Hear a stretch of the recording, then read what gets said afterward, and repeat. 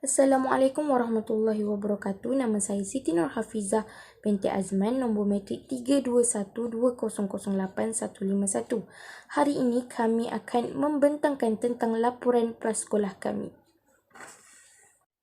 Wabak coronavirus atau dikenali sebagai COVID-19 yang melanda di Malaysia dan dunia telah memberi impak yang besar kepada sistem politik, ekonomi, sosial, kesihatan dan pendidikan negara. Ekoran daripada wabak yang berlaku, Kerajaan Malaysia telah mengumumkan pelaksanaan Perintah Kawalan Pergerakan PKP kepada rakyat sekaligus memberi impak terhadap sektor pendidikan. Hal ini kerana kebanyakan sekolah yang terpaksa menutup sesi persekolahan serta-merta dalam usaha mengekang penularan wabak COVID-19 daripada terus menular dalam masyarakat. Bahkan, penutupan sekolah semasa PKP telah menyebabkan banyak pelajar tertinggal pelajaran serta menghadapi masalah ketika adanya sesi pembelajaran dalam talian, iaitu PDPR. Walau bagaimanapun, guru-guru perlulah merancang sukatan pembelajaran awal untuk memudahkan pelajar memahami apa yang guru sampaikan, terutamanya pelajar-pelajar sekolah rendah, pelajar-pelajar prasekolah. Prasekolah bertujuan untuk membangunkan kemahiran yang berbeza di kalangan kanak-kanak seperti pembangunan peribadi, sosial dan emosi, kemahiran komunikasi yang meliputi kemahiran pembangunan dan penciptaan kreatif dan estetika serta kesedaran matematik. Seterusnya, aspek kurikulum pendidikan prasekolah menurut dokumen KSPK 2017, guru perlu merancang pengajaran dan pembelajaran yang dapat menyokong perkembangan murid dalam aspek berikut, iaitu kreativiti, pemikiran logik, kemahiran menakul, perkembangan rohani, pembentukan sikap positif dan nilai murni, perkembangan fizikal dan kesihatan, kreativiti dan estetika. Kurikulum nyata adalah pengajaran dan pembelajaran secara langsung berkaitan pelbagai aspek perkembangan kanak-kanak seperti jasmani, emosi, rohani, intelek, merancang aktiviti dan membuat penilaian. Kurikulum tersembunyi pula ialah perkara yang dipelajari oleh kanak-kanak secara tidak langsung seperti tingkah laku, tindakan guru serta pengaruh persekitaran. Dalam kaedah temu bual ini, pengkaji telah menemu bual seorang guru di prasekolah di SK Datuk Manan. Dengan itu, pengkaji telah menyediakan beberapa soalan yang berkaitan dengan jenis kurikulum yang digunakan di tadika tersebut dalam kalangan pelajar. Demi mendapat data dan maklumat ini, pengkaji telah memilih responden secara rawak dalam kalangan guru di situ. Assalamualaikum dan salam sejahtera. Nama saya Farah Anissa binti Muhammad Faizal bernombor matrik 32120091171. Jadi hari ini saya akan memperkenalkan latar belakang responden kami yang kami pilih dalam sesi temu bual. Jadi ini adalah Puan Junaidah binti Jamingan. Beliau berusia 47 tahun dan beliau menetap di Tanjung Karang, Selangor. Beliau mempunyai grade 44 dalam bidang perguruan dan beliau mempunyai kelulusan akademik dalam sarjana muda di bidang prasekolah di IPG Kampus Islam Bangi. Selain itu, tempoh mula beliau berkhidmat di dalam bidang perguruan adalah pada tahun 1999, di mana pada tahun 1999 hingga 2002 beliau mengajar di aliran perdana di SK Manan. Pada 2003 sehingga kini beliau mengajar di prasekolah di SK Manan juga. Beliau telah berkhidmat selama 19 tahun dalam bidang perguruan di prasekolah. Beliau telah mengajar banyak subjek mata pelajaran, antaranya sains, matematik, BI, Bahasa Melayu dan lain-lain. Ini adalah sedikit tentang latar belakang responden yang kami pilih. Antara soalan yang dikemukakan adalah seperti berikut. Soalan pertama, pengkaji bertanya tentang latar belakang guru tersebut dan latar belakang sekolah. Responden menjawab nama beliau adalah Junaidah binti Jamingan. Option beliau prasekolah pengajian Melayu. Beliau telah mendapat pendidikan di peringkat diploma di Maktab Perguruan Tengku Ampuan Afzan di Kelantan. Kemudian beliau melanjutkan degree di IPG Bangi Kampus Pengajian Islam. Sekarang beliau memegang grade perguruan 44. Pada mulanya, beliau posting untuk memegang prasekolah, bukan untuk mengambil aliran perdana. Beliau mengajar daripada tahun 1999, beliau mengajar aliran perdana tahun 3, tahun 4, tahun 1. Apabila prasekolah dibuka di SK Datuk Manan pada tahun 2003 hingga sekarang, permulaan prasekolah di sekolah beliau pada tahun 2003 baru mempunyai 1 kelas. Kemudian pada tahun 2006 dibuka kelas lagi yang kedua. Pada tahun 2012, 3 kelas telah dibuka di Prasekolah SK Datuk Manan. Bilangan murid pula setakat ini apabila mula kelas ialah 25 orang dan tidak boleh sesuka hati untuk mengambil lebih. Kami mesti mengikuti apa yang telah ditetapkan oleh Kementerian Pelajaran Malaysia, KPM. Bilangan murid apabila 25 orang akan dikalikan dengan 3. Jadi jumlahnya adalah 75 orang setiap tahun. Tidak pernah kurang daripada 75 orang dan permintaan dari masyarakat setempat sangat-sangat memberansangkan. Ada yang memohon rayuan untuk masuk ke prasekolah tetapi mereka tidak boleh memasukkan kerana sudah mempunyai tempat yang secukupnya. Soalan kedua, pengkaji telah bertanya tentang cabaran yang dihadapi oleh guru prasekolah semasa pandemik COVID-19. Responden menjawab cabarannya sama sahaja dengan cikgu aliran perdana dengan sekolah-sekolah lain. Pada saya sebab kita sudah terbiasa belajar bersemuka. Jadi masalah yang dihadapi ini sama sahaja dengan cikgu tahun 1, tahun 2 dan lainnya. Online ini adalah sesuatu yang baru. Pandemik ini juga adalah sesuatu yang baru. Pada mulanya kita mungkin kurang kesedaran tentang penggunaan IT daripada pihak guru maupun daripada pihak ibu bapa. Kemudian di sekolah mungkin ada masalah internet kerana kita berada di kawasan luar bandar. Di kawasan ini, kita sedia maklum kadang-kadang terdapat ibu bapa yang tidak berkemampuan untuk membeli laptop dan mereka hanya menggunakan telefon bimbit ibu bapa mereka. Apabila ibu bapa mereka bekerja, kanak-kanak tidak dapat mengikuti pembelajaran pada hari tersebut. Jadi, ibu bapa minta kebenaran kepada guru untuk tidak mengikuti sesi pembelajaran pada hari tersebut, tetapi mereka akan minta untuk membuat kelas tersebut pada waktu malam apabila ibu bapa kanak-kanak berikut sudah pulang bekerja. Itu adalah untuk ibu bapa yang ada kesedaran tentang pelajaran kanak-kanak, seperti ada juga yang tidak membuat langsung perkara tersebut. Ada 2 pendekatan yang guru laksanakan, iaitu satu daripada online dan satu lagi daripada hard copy. Kita akan buat cara atau kaedah untuk memudahkan kanak-kanak. Pertama ialah pembelajaran secara online. Contohnya belajar daripada kaedah yang menarik perhatian kanak-kanak. Kedua pula secara manual. Guru-guru menyediakan hard copy seperti modul. Kami meletakkan modul tersebut di sekolah, kemudian ibu bapa akan datang untuk mengambil. Itu adalah untuk kanak-kanak yang tidak boleh mengikuti kelas online. Kami akan menggunakan 2 kaedah tersebut. Kami tidak boleh menggunakan satu kaedah saja kerana kami melihat kawasan persekitaran juga.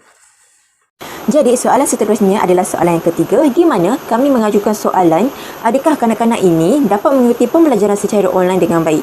Jawapan yang diberikan oleh Cikgu Jun adalah ya, di mana Cikgu Jun akan mengadakan satu sesi pembelajaran iaitu secara Google Meet bersama murid-murid dia. Tapi masih terdapat juga murid-murid ini tidak dapat memasuki Google Meet atas alasan ibu bapa mereka. Jadi Cikgu Jun tidak pernah memaksa untuk kanak-kanak ini memasuki Google Meet bersama beliau. Bahkan Cikgu Jun mencari kaedah untuk menyelesaikan masalah di mana kanak-kanak ini tidak dapat bersama Cikgu Jun untuk sesi pembelajaran atas alasan ibu bapa mereka bekerja dan tidak dapat memantau ataupun membuka laman web Google Meet ini. Antara kaedah yang dilaksanakan oleh Cikgu Jun adalah, yang pertama, Cikgu Jun akan merakam ataupun merekod segala sesi pembelajaran yang diadakan di dalam Google Meet. Kemudian Cikgu Jun akan memasuki rakaman beliau di dalam Canva ataupun YouTube, dan Cikgu Jun akan mendapatkan link. Kemudian Cikgu Jun akan menghantar link tersebut kepada ibu bapa kanak-kanak yang tidak dapat masuk ke dalam Google Meet. Jadi kanak-kanak itu boleh melihat sesi pembelajaran yang Cikgu Jun adakan pada bila-bila masa, pada hari apa, dan boleh melihat sesi rakaman itu berulang-ulang kali. Bagi kaedah yang kedua pula, Cikgu Jun telah menggunakan kaedah modul bagi pembelajaran ataupun latih tubi kepada anak-anak murid dia, di mana Cikgu Jun akan meletakkan modul tersebut di prasekolah dan meminta ibu bapa mengambil modul tersebut untuk diberikan kepada anak-anak mereka. Kemudian pada sesi pembelajaran, Cikgu Jun akan memberi latih tubi kepada kanak-kanak tersebut untuk menyiapkan tugasan mereka. Pada esok hari, Cikgu Jun akan menyimak atau memberi jawapan terhadap kanak-kanak tersebut.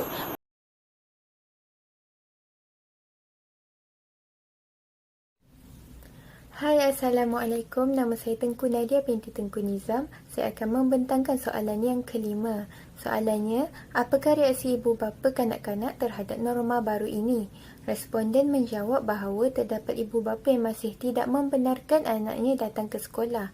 Dan terdapat juga ibu bapa yang menghantar anaknya kerana berfikir anaknya telah lama duduk di rumah. Hal ini kerana ibu bapa tersebut mempercayai dengan pihak sekolah dan kawalan SOP yang dijalankan. Justeru itu, guru juga memainkan peranan yang penting dengan menerapkan kepada ibu bapa untuk memberikan sepenuhnya kepercayaan agar mereka tidak risau untuk menghantar anak ke sekolah. Prasekolah tersebut menggunakan pendekatan dengan menunjukkan perjalanan yang berlaku dalam kelas kepada ibu bapa, seperti contoh masa waktu makan, bagaimana peraturannya dan juga semasa waktu pulang dari sekolah. Apabila ibu bapa yakin dengan pihak sekolah, mereka tiada masalah untuk melepaskan anak-anak mereka ke sekolah kerana seperti yang kita tahu, belajar online dan juga belajar bersemuka adalah berbeza.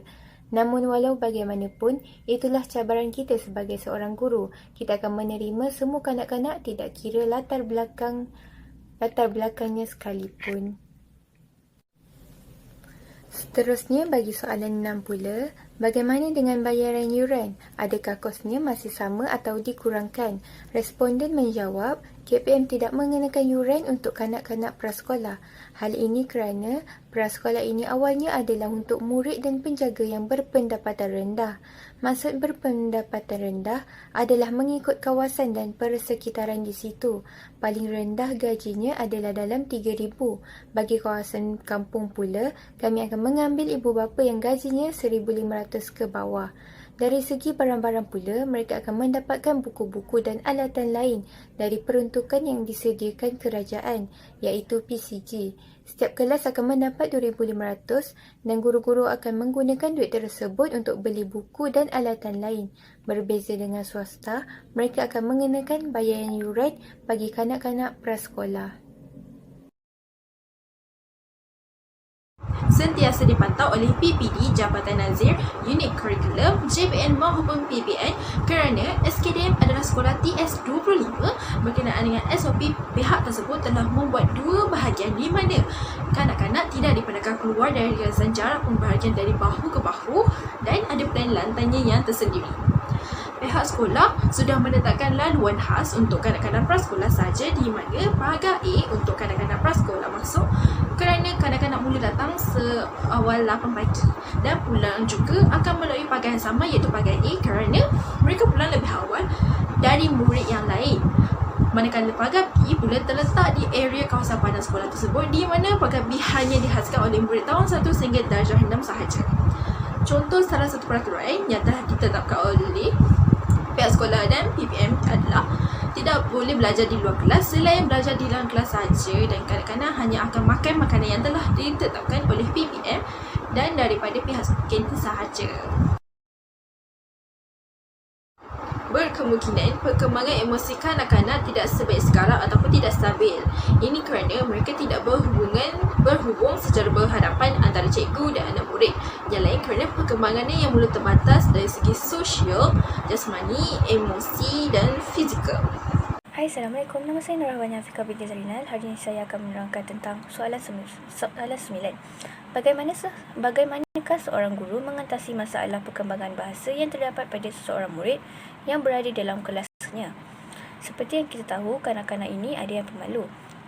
Ada juga di dalam kelas online, mereka menutup kamera. Sebab itu, kita sebagai guru ini mesti akan banyakkan berhubung dengan penjaga. Murid-murid berkembang mengikut perkembangan dan umur masing-masing. Misalnya, Masa mereka umur 2 tahun, mereka memang menjadi kanak-kanak yang paling pemalu.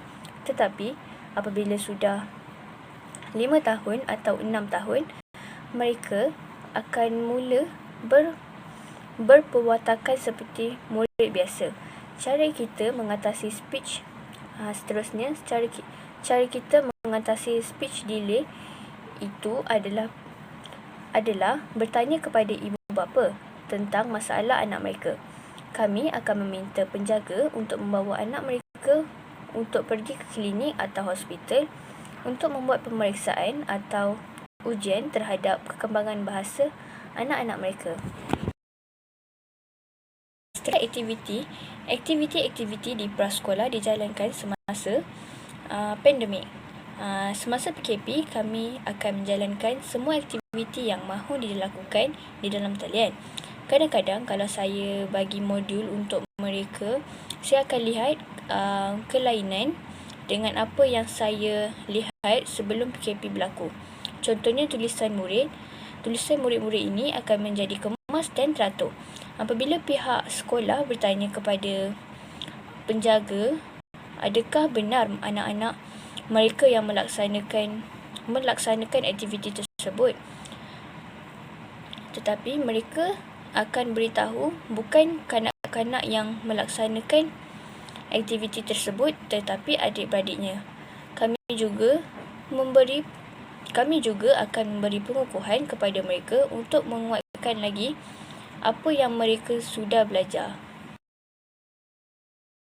11. Apakah mata pelajaran yang cikgu mengajar pada awal-awal menjadi guru?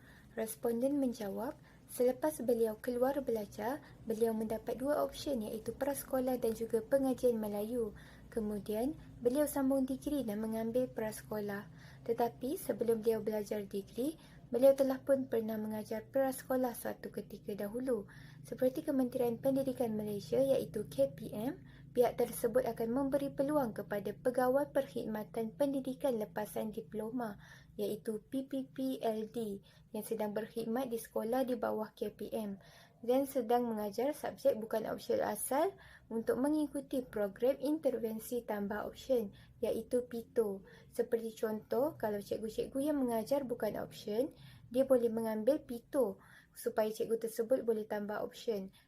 Seperti contoh lagi, kalau dia minat untuk subjek macam prasekolah, walaupun dia ambil option untuk subjek matematik, dia boleh ambil tambah option yang namanya PITO untuk tambah khusus.